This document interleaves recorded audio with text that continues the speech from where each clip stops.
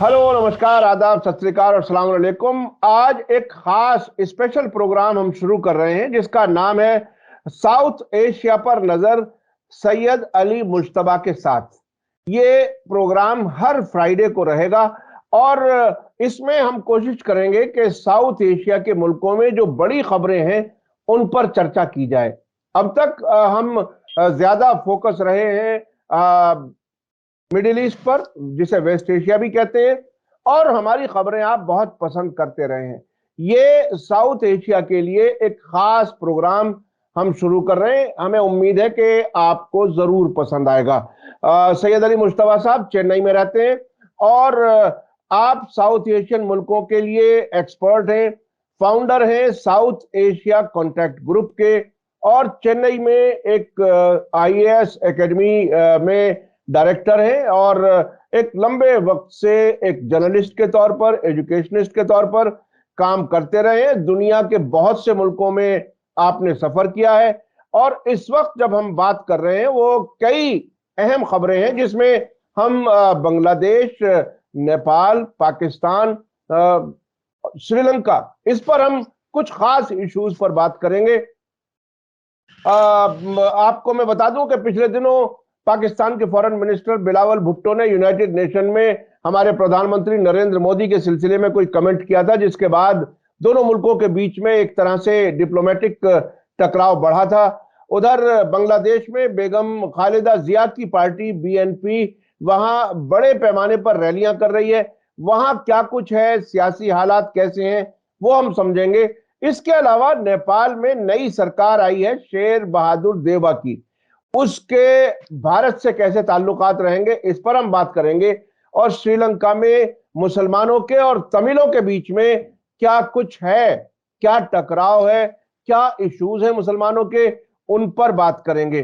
सैयद अली मुश्तबा साहब, वेलकम है आपका। मीडिया स्टार वर्ल्ड को आपने वक्त दिया। आप हर हफ्ते हर फ्राइडे को हमारे दर्शकों के सामने साउथ एशिया के बारे में बात करेंगे। वेलकम है आपका। सबसे पहले सैयद अली मुश्तबा साहब, आप थोड़ा सा खुद भी बताइए कि आप इस प्रोग्राम में आगे क्या करेंगे, फिर हम इश्यूज पर बात करेंगे। जी काजमी साहब, बहुत शुक्रिया और आपके सामीन को मेरा आदाब, सत श्री अकाल और अस्सलाम वालेकुम। ये प्रोग्राम मखसूस प्रोग्राम है जो कि दक्षिण एशिया के डेवलपमेंट्स पे मैं नज़र रखता हूं और मैं चाहता हूं कि इसका जो है आपके माध्यम से और आपके चैनल से थोड़ा सा जो है इसको और मैं एलिबोरेट करना चाहता हूं। मैं लिखता रहता हूं इन सारे इश्यूज पे।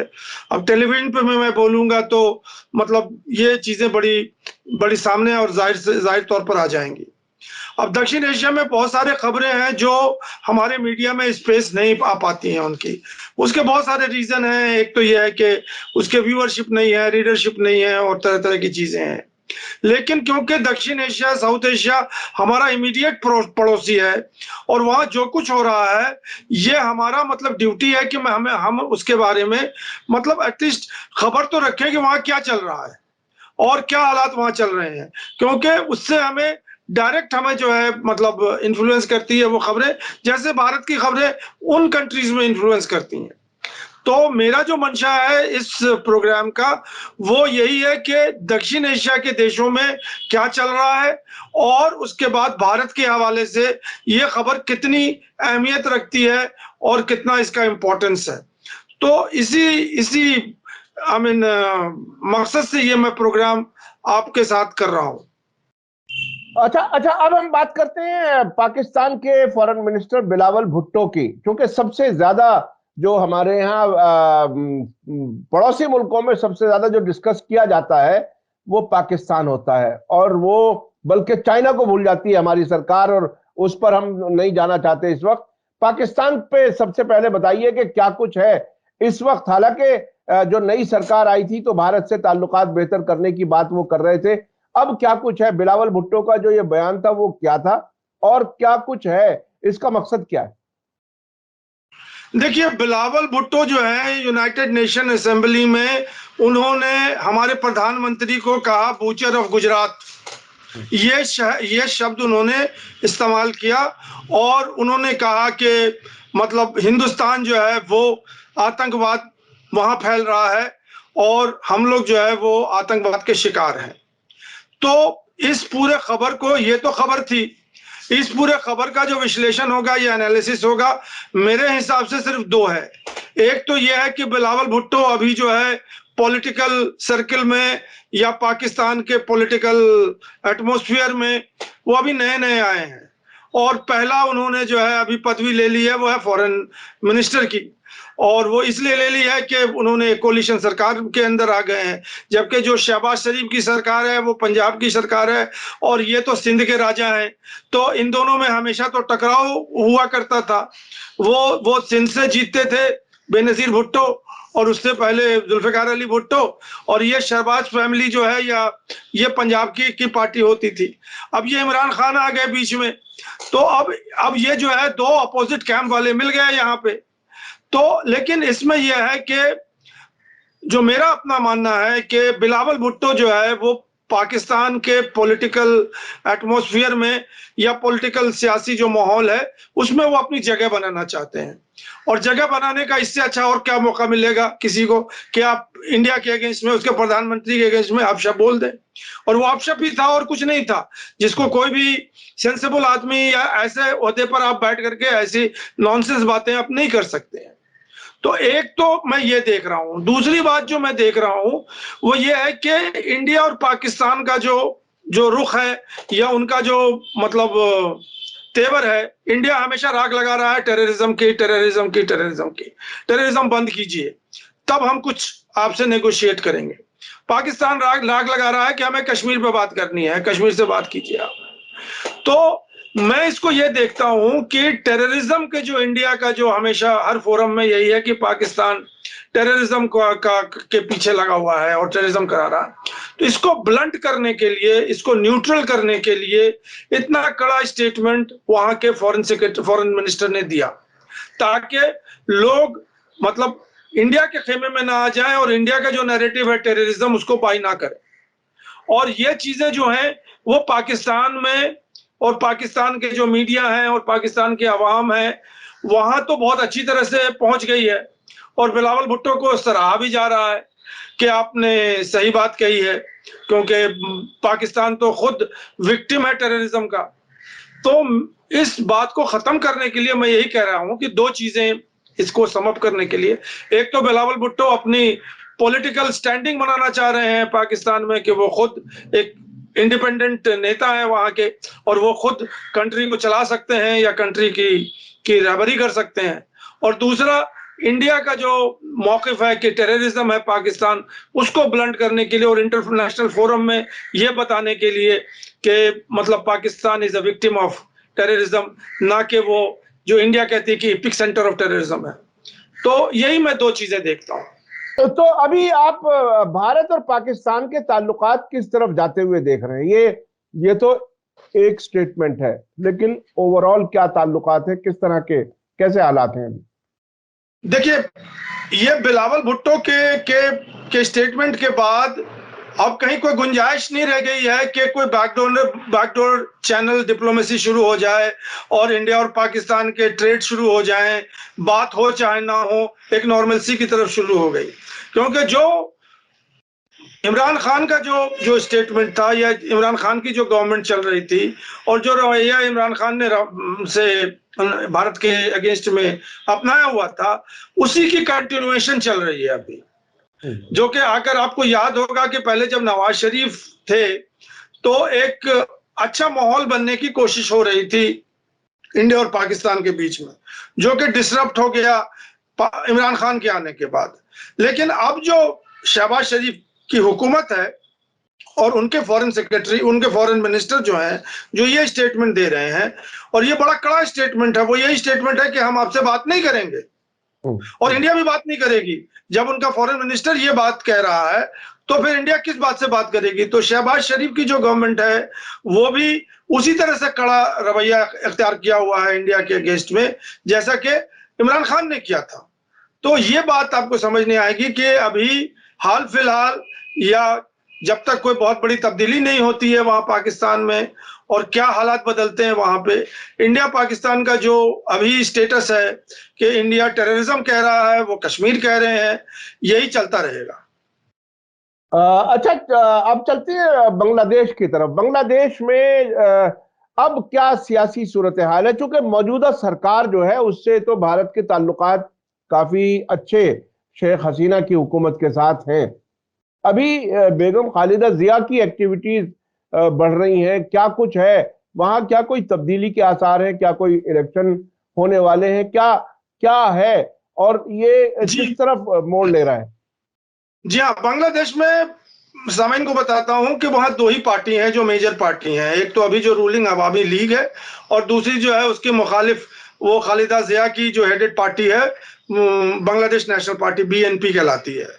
और बीएनपी पार्टी जो है उसकी अपने मखसूस कॉन्स्टिट्यूएंसी है, जिसमें जमायत इस्लामी वाले लोग हैं, इस्लामिस्ट हैं, और जो कुछ रेडिकल्स हैं। और क्योंकि बांग्लादेश जो है ओवर 95% मुस्लिम ममालिक है, तो जाहिर सी बात है कि उसमें उस तरह के एलिमेंट्स तो होंगे ही। तो बीएनपी का जो मेन कॉन्स्टिट्यूएंसी है वो है जो है हार्डलाइन मुस्लिम जो ग्रुप्स हैं वो उनके साथ है। अब जो मेन जो बांग्लादेश में अभी जो कवायद चल रही है वो अगले साल इलेक्शन है। वो दिसंबर तक ये ले जा सकते हैं अपने गवर्नमेंट को, और दिसंबर में उन्हें इलेक्शन कराना होगा। तो बीएनपी पार्टी जो है वो अपनी स्ट्रेंथ दिखाना चाह रही है, और उसने कई जलसे किए हैं। रंगपुर में जलसा किया है और कई जगहों पे किया है, ढाका में भी जलसा किया है, जिसमें वो अपना स्ट्रेंथ दिखाना चाहते हैं और ये कहना चाहते हैं कि ये सरकार जो है, उनके बहुत सारे मतलब लिस्ट हैं जो कि ग्रीवांसेस हैं। एक जो मेजर मेजर जो ग्रीवांस है उनका, कि अगला इलेक्शन जो है वो एक न्यूट्रल और केयर टेकर गवर्नमेंट के अंडर में होना चाहिए। ये सरकार जो है दो इलेक्शन जो है वो रिग कर चुकी है। 2014 का इलेक्शन जो है अवामी लीग ने रिग किया है, 2019 का इलेक्शन रिग किया है, और ये बात बहुत पॉपुलर मतलब लोगों के पास पहुंच गई है कि रिग की मास्टर जो है वो अवामी लीग है। और इलेक्शन जो है अगर अवामी लीग के अंडर होता है तो वो फिर रिग हो जाएगा और फिर उनकी सरकार चलने लगेगी। तो ये उनका मेजर डिमांड है, और उनकी रैलियों में अच्छी खासी तादाद के लोग आ रहे हैं। और उसके बरक्स अवामी लीग भी वो भी अपना रैली कर रही है, वो भी अपना स्ट्रेंथ दिखा रही है। तो अभी बांग्लादेश में यही चल रहा है। यानी यानी अवामी लीग इस वक्त तकरीबन इंडिया की बीजेपी है इलेक्शन को जीतने में, मास्टरी के मामले में। आप कह सकते हैं, मेरे ख्याल में उससे भी ज्यादा है। जी जी जी। उससे भी ज्यादा है, इसलिए कि मतलब जो इंडिपेंडेंट ऑब्जर्वर हैं और जो जो लोग हैं, उनका यह कहना है कि 2014 का इलेक्शन जो है वो इंडिया के पैसे से लड़ी गई थी। अवामी लीग ने इंडिया के पैसे से लड़ी थी, और जो इलेक्शन में खर्चे होते थे वो इंडिया ने फाइनेंस किया था। और 2019 का इलेक्शन जो है वो चाइना ने फाइनेंस किया था। तो ये बात तो मतलब हम पे स्ट्रीट चल रही है। जो जो बीएनपी के सपोर्टर हैं वो, उनसे आप पूछे तो वो बताएंगे कि क्या क्या पोल खोलेंगे शेख हसीना का। हम तो ये समझते हैं कि वो तो हमारी मतलब हमारे फेवर में है। लेकिन जो एक और बात बता दूं मैं आपको कि जो नेगेटिव पॉइंट है बीएनपी की, कि वो बीएनपी जो है वो करप्शन से लैस है। और ये चीजें जो है ये पूरे साउथ एशिया का फीचर है। सारे डेमोक्रेसी को जो है इन लोगों ने हाईजैक किया हुआ है। जो भी सत्ताधार में आ जाते हैं उनके लिए वन पॉइंट प्रोग्राम है कि कितने पैसे हम अपने लिए बनाएं। चाहे आप वो विधायक हो, चाहे वो म्युनिसिपल कमिश्नर बन गए हो, या चाहे आप एमपी बन गए हो, और यही काम है। खालिदा जिया जो हमारी हैं वो तो इलेक्शन लड़ेंगी ही नहीं, इसलिए कि उनको कोर्ट ने जो है वो सजा दे दिया है, और वो सजा याफ्ता है, तो वो इलेक्शन लड़ नहीं सकती हैं। उनका बेटा जो है वो लंदन में रहता है, वो एग्जाइल में चला गया है क्योंकि उसके वो भी सजा याफ्ता है। तारिक रहमान उसका नाम है, और वो अब लंदन से ही जो है पूरे बीएनपी की कमान जो है संभाले हुए है। उसका छोटा भाई वो मलेशिया में मर गया, कोको कहलाता था, उसका नाम कोको था, जो तारिक रहमान का बेटा है। अब यहाँ पे जो है वो मिर्जा असद आलमगीर, ये जो है ये बीएनपी के रहनुमा है। और अभी क्या होता है कि जब भी इलेक्शन के रैली वैली करते हैं तो इनको खालिदा जिया अरेस्ट कर देती है। इनको बंदी बना देती है और इनके बड़े बड़े लीडर हैं, लेकिन फिर भी इनके जलसों में लोग निकल के आ रहे हैं, क्योंकि वहां 95% मुस्लिम्स हैं। और खालिदा जिया का जो के ऊपर जो एलिगेशन है वो ये कि ये एंटी मुस्लिम गवर्नमेंट है, ये एंटी मुस्लिम गवर्नमेंट है। इन्होंने बहुत से लोगों को फांसी दिलवा दी है और करप्शन तो चल ही रहा। अवामी लीग की हुकूमत को आप कह रहे हैं? जी जी जी, ये जो बीएनपी का एलिगेशन है कि हम तो भाई मुसलमान हैं, 95% मुसलमान हैं, और हमारी गवर्नमेंट अगर मुसलमान के अगेंस्ट में होगी तो कैसे हम बर्दाश्त करेंगे। तो ये जो है बीएनपी का ये मुद्दा है वहां पे। और अच्छा, फिर प्राइस राइज और करप्शन। एक बार मैं बांग्लादेश गया और वहां ये बात बहुत ही आम तौर पर समझी जाती रही है कि अवामी लीग जो है वो शेख हसीना प्रो इंडिया है और खालिदा जिया प्रो पाकिस्तान है। अब चाइना का भी रोल काफी इंपॉर्टेंट हो गया और चाइना और पाकिस्तान को हम तकरीबन जाहिर है एक साथ ही देखते हैं। तो ये बाहर का इन्फ्लुएंस वहां के इलेक्शन पर, जिस तरह से आपने बताया कि एक बार इंडिया के फंडिंग से इलेक्शन जीता गया, एक बार चीन की फंडिंग से इलेक्शन जीता गया, तो इस किस्म का ये ऐसा मुल्क हालांकि जीडीपी के मामले में काफी बेहतर चल रहा है, भारत के मुकाबले में भी काफी बेहतर चल रहा है, लेकिन सियासी इंस्टेबिलिटी इस हद तक है कि गैर मुल्की फंड से वहां इलेक्शन जीते जाते हैं। क्या कुछ है, कैसे, थोड़ा सा और बताइए थोड़ा सा इसके बारे में। देखिए, पाकिस्तान का तो कोई इन्फ्लुएंस है नहीं बांग्लादेश में। बांग्लादेश के ऊपर सिर्फ दो ही हुकूमत हावी हैं, एक तो चाइना और दूसरा जो है वो इंडिया। और ये चाइना और इंडिया जो वहां पे हावी हैं, इन दोनों का एक ही मकसद है। इंडिया के तो फिर भी स्ट्रेटेजिक और डिफेंस और इन सब चीजों का कंसिडरेशन है। चाइना का तो सिर्फ इकोनॉमिक मकसद है कि हमें कॉन्ट्रैक्ट मिले और हम वहां प्रोजेक्ट जो है चलाएं अपनी। तो उनका तो डायरेक्ट इकोनॉमिक इंटरेस्ट है, और उस इकोनॉमिक इंटरेस्ट में जो बांग्लादेशी पॉलिटिशियन है उनका इंटरेस्ट है कि इसमें हम कट उनको मिले, जो हम करप्शन करने का हमें मौका मिले। तो इंडिया के साथ जो अगर उनकी कोई कॉन्ट्रैक्ट होती है उसमें भी उन्हें पैसा मिलता है, चाइना के साथ कुछ होता है तो उसमें भी पैसा मिलता है।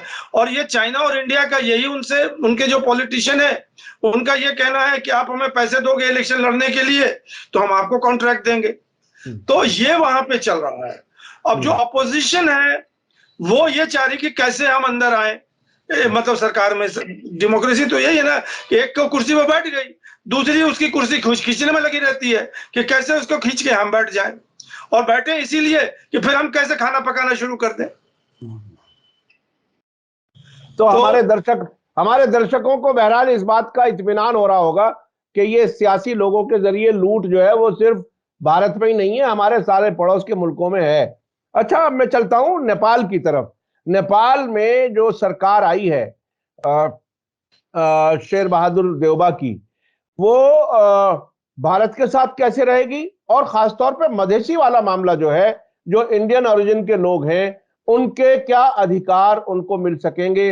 हमें याद है कुछ साल पहले बाकायदा भारत से सप्लाईज रुकी थी, रास्ते में बाकायदा ट्रक रोके गए थे, हफ्तों तक ट्रकों की लाइन लगी रही बॉर्डर पर। उस तरफ बहुत सी चीजें महंगी हो गई। फिर नेपाल चीन और भारत के बीच में वो चूज करने लगा कि वो किसको दोस्त समझे। अब आने वाली सरकार क्या कुछ कर सकती है, क्या है, किस तरफ जाएंगे, क्योंकि लैंडलॉक्ड मुल्क है, कोई समंदर उससे जुड़ा हुआ नहीं है, और उसको बहरहाल एक मजबूरी है, या तो वो भारत के रास्ते से या चीन के रास्ते से या बांग्लादेश के रास्ते से सामान ला सकता है, ले जा सकता है। अब किधर जाएगा?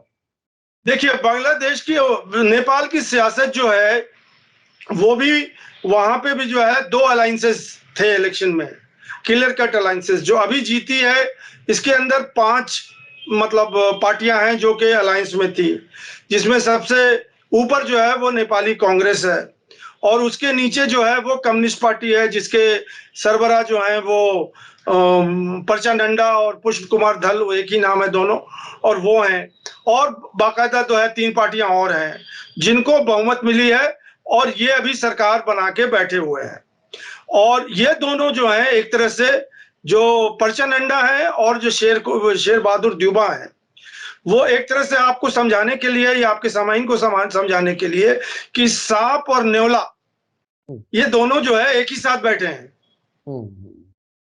सांप और नेवले जो हैं, अब कौन सांप है कौन नेवला है वो तो सामाइन समझेंगे।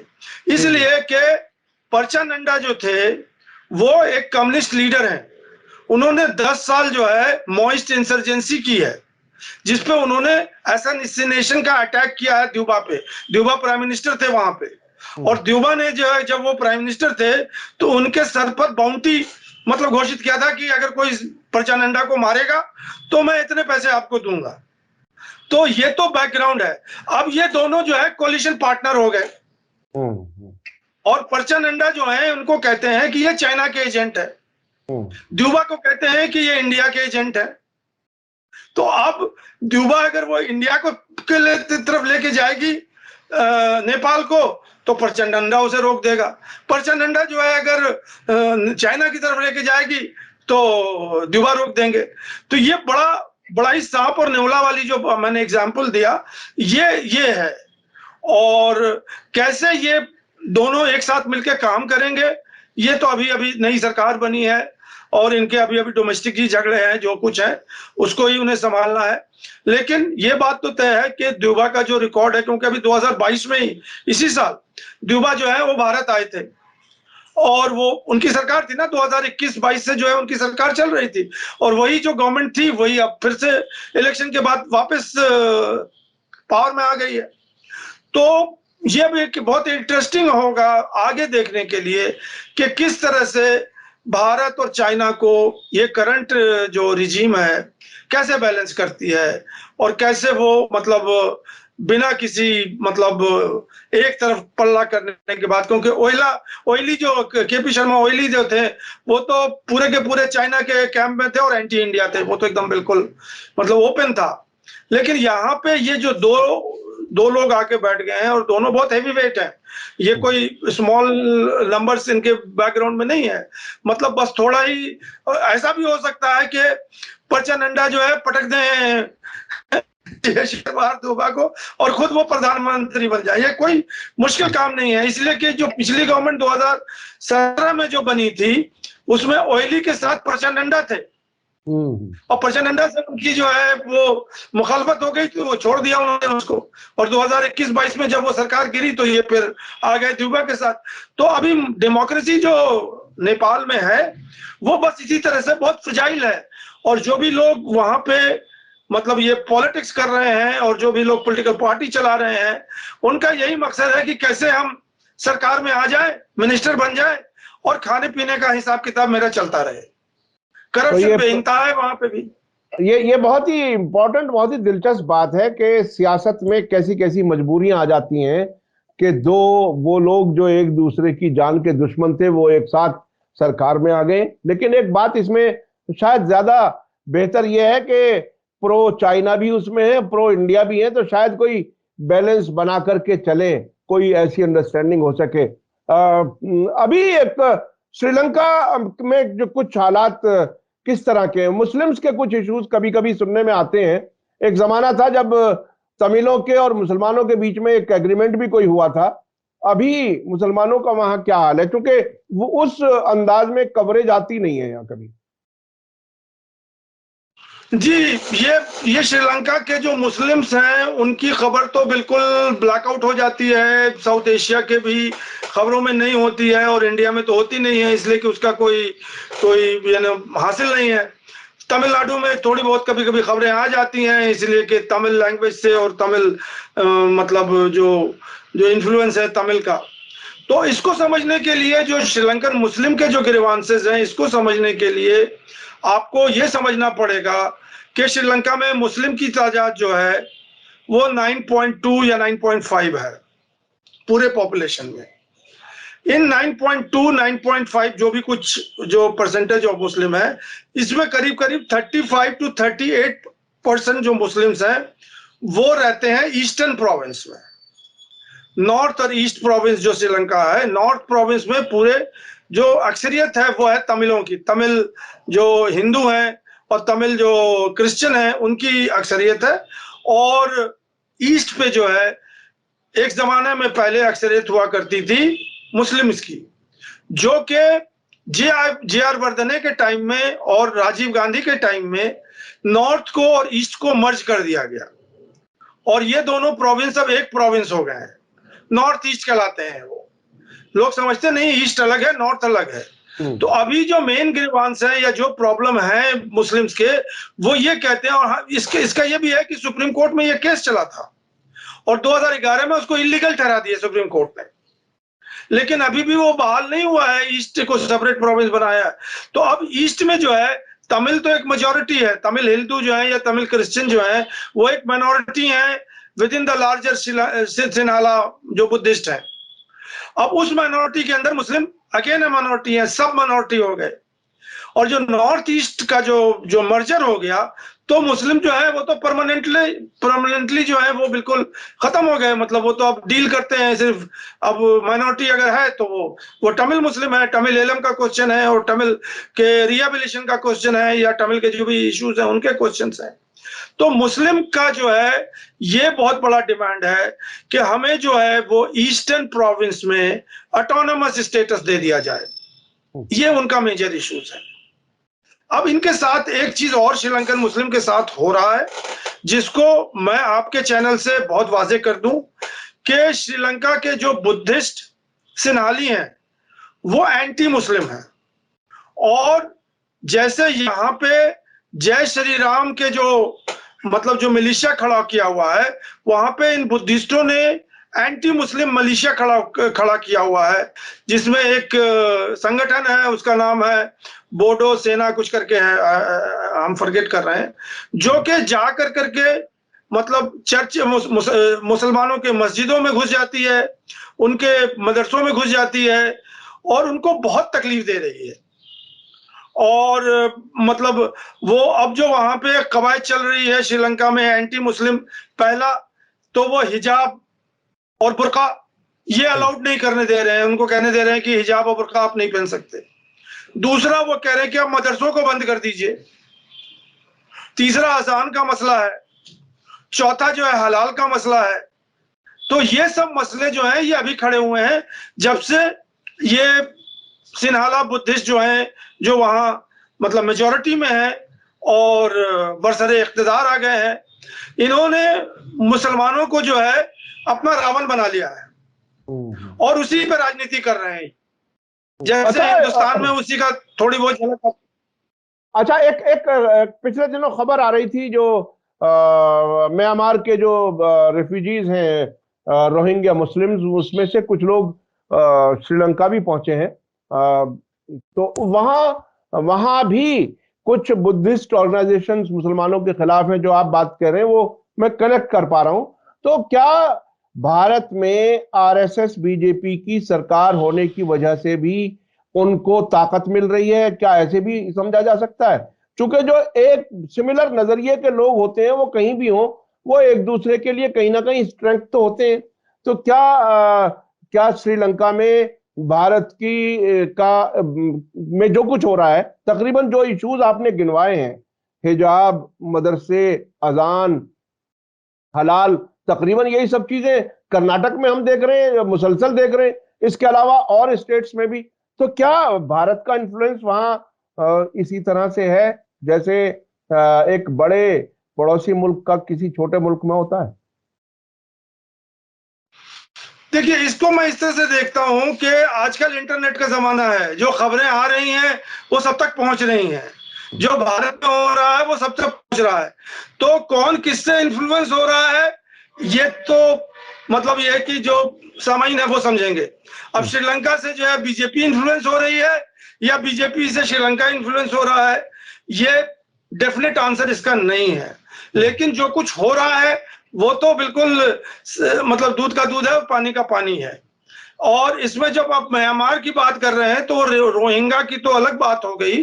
वो म्यांमार के जो बुद्धिस्ट मॉन्क्स हैं जो कि रोहिंग्या के अगेंस्ट हैं, जो बुद्धिस्ट मंक्स, उनको ये बुलाते हैं और उनको स्टेट वेलकम करते हैं और यहाँ पे उनको बहुत ही मतलब एजाज देते हैं और उनको एंटी मुस्लिम भाषण देने के लिए जो है वो अलाउ कर देते हैं।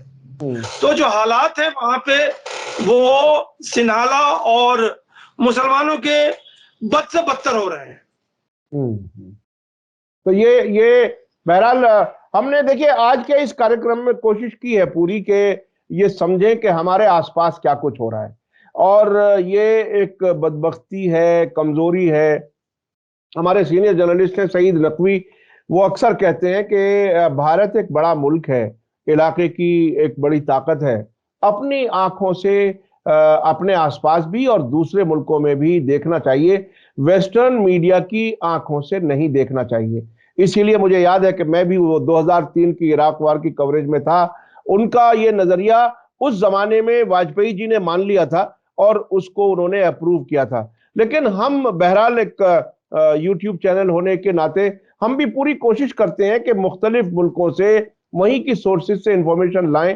और आज जो हमने ये प्रोग्राम शुरू किया है साउथ एशिया पर नजर रखने के लिए जनाब सैयद अली मुश्तबा साहब की मदद ले रहे हैं, वो उसमें मकसद यही है कि हम अपने आसपास के मुल्कों में क्या कुछ हो रहा है वो समझें, हमारा कहीं इन्फ्लुएंस है या हम कहीं से आसपास से इन्फ्लुएंस है ये भी समझें। क्योंकि जहन जब खुलता है जब आप मुख्तलिफ इलाके के मुल्कों की भी खबर देखते हैं और दुनिया में क्या कुछ हो रहा है उससे कनेक्ट करके अपने मुल्क के हालात को भी देखते हैं, तो वो उसमें आसानी होती है। और कोई खास बात अगर आप कहना चाहें तो कंक्लूड करने से पहले। जी, ये श्रीलंकन मुस्लिम के हवाले से मैं ये कहना चाह रहा था कि 2019 में जो है वो एक बॉम्बिंग हुई थी चर्चेज में, जो कि एक बहुत बड़ा वाकया हुआ था। और वो वाकया जो है वो मतलब सबको मालूम है कि चर्चेस के अंदर बॉम्ब हुए थे, ईस्टर संडे के मैच चल रहे थे और वो ब्लेम किया गया मुस्लिम्स के ऊपर। और उसके बाद जो है जो श्रीलंकन गवर्नमेंट है उसने खुली तौर पे जो है वो नस्ल कुशी का वर्ड मैं इस्तेमाल करूंगा जो मुसलमानों के साथ की थी। और ये मालूम अभी तक नहीं हुआ है कि वो श्रीलंकन मुस्लिम ने वो बम लगाए थे या कोई बैरूनी ताकत, कोई फॉरेन ताकत उसने जो है ये काम किया था। लेकिन श्रीलंका के जो ओहदेदार हैं, जो सत्ते में हैं, उन्होंने कंक्लूड कर लिया कि ये तो श्रीलंका के मुसलमानों ने ही किया था, जिसके ऊपर उन्होंने काफी ज्यादती की है श्रीलंका के मुस्लिम्स के ऊपर। और बूट्स पहन करके वो मस्जिदों में घुस गए, मदरसों में जाकर के उन्होंने वैंडलिज्म किया उन्होंने, और हर तरह से जो है वो अजियत दिया। हमारे एक बहुत अच्छे जानने वाले हैं जो वहाँ के जर्नलिस्ट हैं, उनका कहना है कि मुसलमान जो है वो बिल्कुल खामोश है, वो अपने हाथ जो है दुआ के लिए उठाता है अपने अल्लाह से, अपने रब से कि हमें जो है महफूज रखे, हम बंदूक नहीं उठाएंगे।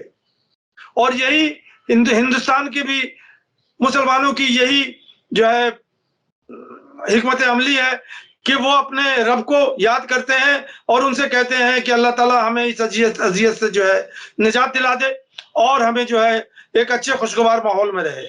तो यही बात मैं आपके माध्यम से बताना चाह रहा था। जी जी, बहुत बहुत शुक्रिया। बहरहाल सुकून से, अमन से, शांति से रहना हमारा सभी का, हर धर्म के लोगों का हक है, वो मिलना चाहिए। और सरकारों को ये यकीन दिलाना चाहिए, ये यकीनी बनाना चाहिए कि सभी लोग सुकून से रह सकें, अपने अपने धर्म, अपने अपने मजहब पर अमल कर सकें। बहुत बहुत शुक्रिया जनाब सैयद अली मुश्तबा साहब, आपने आज का ये प्रोग्राम शुरू किया। हमें उम्मीद है कि हमारे दर्शक इस प्रोग्राम को पसंद करेंगे। आइंदा फिर नेक्स्ट फ्राइडे इसी प्रोग्राम के साथ हम हाजिर होंगे। तब तक के लिए इस प्रोग्राम के लिए आप इंतजार करें। नेक्स्ट फ्राइडे फिर आप साउथ एशिया पर खास प्रोग्राम देखेंगे जनाब सैयद अली मुश्तबा साहब के साथ। इसी के साथ मुझे दीजिए इजाजत। धन्यवाद, शुक्रिया। जय भारत, जय हिंद। मीडिया स्टार वर्ल्ड के और वीडियो देखने के लिए हमारे चैनल को सब्सक्राइब करें और सीधे नोटिफिकेशन पाने के लिए बेल आइकन दबाएं। और अगर हमारी खबर सच्ची और अच्छी लगे तो अपने व्हाट्सएप, इंस्टाग्राम, फेसबुक और ट्विटर अकाउंट पर जरूर शेयर करें।